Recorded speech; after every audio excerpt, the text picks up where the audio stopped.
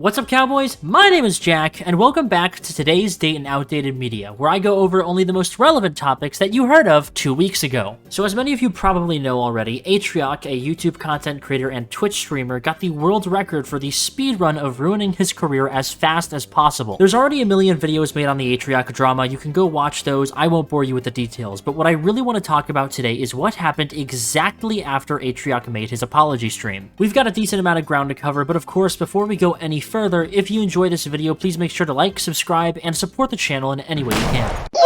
So a little over a week ago now, Atrioc basically made an oopsie on stream. The teacher caught him, and he had to read his message to the entire class, and honestly, it is one of the biggest PR disasters I have seen this year so far. And like, I've done this consistently, over and over and over. And then fucking at 2 a.m., you know, I've been watching so much fucking, I've been reading so much fucking AI stuff. I'm reading all this fucking stuff about AI, but I was on fucking Pornhub, dude. I was on a fucking regular ass normal fucking website, and there was an ad. There's an ad on every fucking video for this fucking... So I know other people must be clicking it because it's on every fucking video. I don't know. I got morbidly curious and I clicked something. I don't know if Atrioc's response was genuine or if he actually lacks the brain capacity to understand that 100% of all pornography ads are fake, but nevertheless, this sparked a massive debate online about the use or misuse of AI used online. And if you've been online long enough, you definitely know that any publicity is good publicity. So a lot of AI tools and AI content has been resurfacing and becoming popular again and more talked about. One of the AI applications that has been popping up recently, and I have no doubt we'll see throughout the month and maybe even the year, is 11 Labs. 11 Labs is probably one of the most accurate text-to-speech bots I have ever seen, and the applications I've seen other people use with it has honestly been hilarious. Gordon, you're over half an hour late. Where the fuck have you been? Do you realize how critical this test is? Half our jobs are on the line, and you fucking waltz in here like it's the weekend. Obviously, it's clear to see how 11 Labs can be misused by others and can bring a lot more bad than good, but I've been weighing both the positives and the negatives of this application, and I think the pros definitely outweigh the cons. Although Twitter is filled with the most low IQ people as possible, I'm pretty sure if anybody online has a big enough following, any misuse of this AI technology can definitely be disproved. On top of that, I really can't wait to see any content creators that make equally as stupid decisions as Atrioc try to blame it on somebody trying to slander him using such technology. The shitposting has also been fantastic. Oh my god, I have been losing my mind looking at what people have been using for this sort of stuff. Do be on the lookout for 11 Labs though. It's actually extremely easy to use and set up. It's even easier than that convoluted shit they put in Mission Impossible, and I definitely am excited to see how it's used in the future. Quiet. Read this. Slowly. Read it. The brand new burger you can fuck. This burger is better than sex. On to the more exciting news, because I had to rewrite this entire portion of the script for this video. AI content creation has had a very interesting start to 2023. Which means that I can shoot 30 bullets every 20 seconds, which means I can shoot a total of 900 bullets in 5 minutes, which means if I continue to shoot for 3 hours that I would have enough bullets to kill 450 people.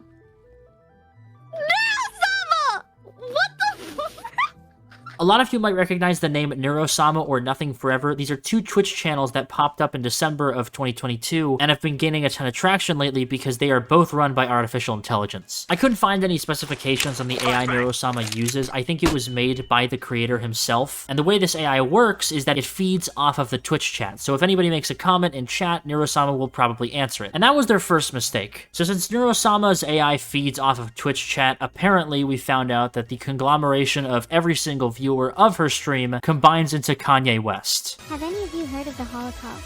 So she denied the Holocaust and was banned on January 11th temporarily, and I believe now she is back up, and she still has a decent following. A lot of you may be wondering what the mods did to mitigate any disasters to happen in the future. They made her do React content. So already Neurosama is becoming even more similar to the average Twitch streamer by the moment. I haven't been on Twitch in a minute. What is Neurosama up to? Oh boy.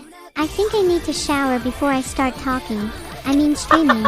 So while the whole Neuro Sama situation is pretty interesting, it never really bothered me too much. It kind of seems like it was bound to happen that there would be an AI Twitch streamer. A lot of actual people Twitch streamers already mess around with AI in general, so it was bound to happen that someone would try to just simulate an entire person in general. However, I think WatchMeForever or Nothingforever is probably one of the most creative and ambitious projects I've ever seen done with AI. For those of you who don't know, WatchMeForever is basically a procedurally generated ripoff of Seinfeld, with ripoff characters such as Larry, Yvonne, Fred, and Zoltan being copies of Jerry, Elaine, George, and Kramer. The show consists of these characters as well as set pieces for some stand-up areas as well as the apartment or a restaurant and stuff like that. The two showrunners of Nothingforever met on Team Fortress 2 and then they created this whole entire Twitch stream. And the dialogue runs off GPT-3, which is supported on this show through DaVinci. The reason that's important is because it's what led to the Twitch channel's downfall and eventual 14-day suspension, which happened while I was writing the script for this video. I think what differentiates Nothingforever from Neuro Sama is that Neuro Sama was kind of fascinating to see and it was really interesting, and it was kind of like a project that someone made for school that is really interesting to look at, but you kind of get bored after a while. That is, unless you're like really, really lonely. And I think what's special about Nothingforever is that it appeals towards this surreal humor and mindset, and has this out of place but contextually funny content.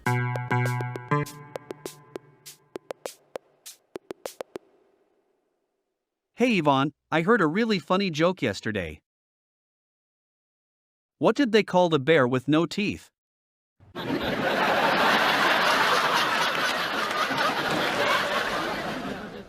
You know what they say? If you don't laugh, you'll cry. That's true. What other jokes do you have up your sleeve? I could use some cheering up. What about that one about the chicken crossing the road?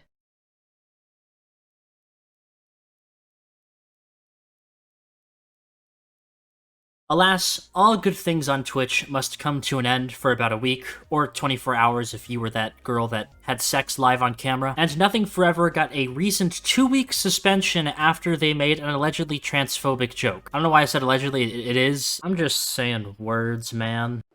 So, this is my stand-up set in a club. There's like 50 people here, and no one is laughing. Anyone have any suggestions?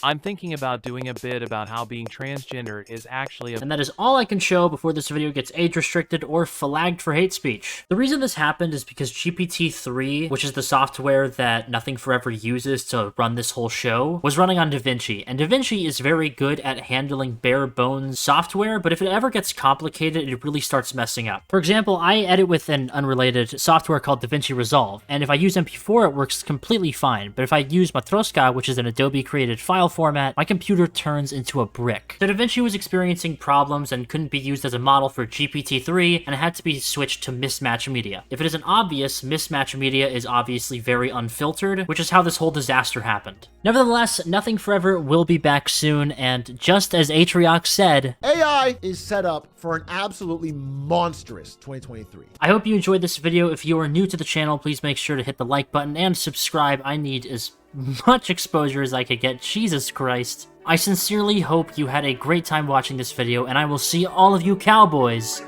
in the next one. Artificial death in the west, east, pyramids on deck, shine, wet hair on the neck, breathe, shoot pussy through your chest, you die. Artificial death in the west, east, pyramids on deck,